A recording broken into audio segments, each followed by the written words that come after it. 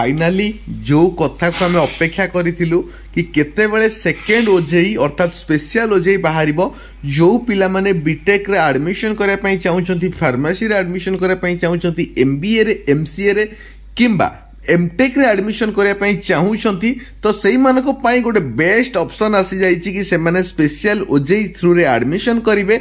Date रो कथा कहबी ताहाले 13 तारीख अर्थात आसंता काली ठारू आरंभ हो जाउची अप्लाई करिवार डेट जोड़ा कि चलिबो 23 तारीख पर्यंत 13 रु 23 अर्थात 11 दिन चलिबो कंटिन्यूअसली अप्लाई करिवार डेट।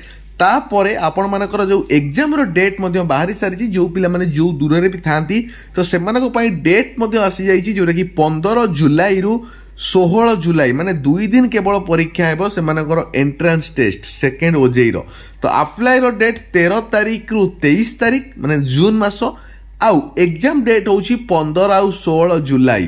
तो जो माने भी चाहूचो एडमिशन करिबा पई बीटेक रे तो से माने मते कांटेक्ट करि परिबे। मोर कांटेक्ट नंबर मु मते देई देछि 7894928042। आम कॉलेज भलो कॉलेज जो थरे कि आपन को 101% प्लेसमेंट रो गारंटी अछि प्लेसमेंट मिलिबो कहीं ना भलो कॉलेज भलो पाठ पढ़ा। तो जो माने भी चाहूचो कि जेई देइन ओजेई देइन किंतु बीटेक रे चाहूचो एडमिशन पई से माने हमको कांटेक्ट करि परिबो। कांटेक्ट नंबर मु देई देछि। एससी एसटी पिला मानक पई संपूर्ण मागणा आउ जेनरल ओबीसी पिला जदि तमर सीएम पीएम किसान अछि ताहाले मध्य आपनकर पाठ पढ़ा संपूर्ण मागणा हेइ जिवो। तो भलो कॉलेज अछि आपण माने कॉलेज को आसंतु कांटेक्ट करंतु एडमिशन करके जानतु।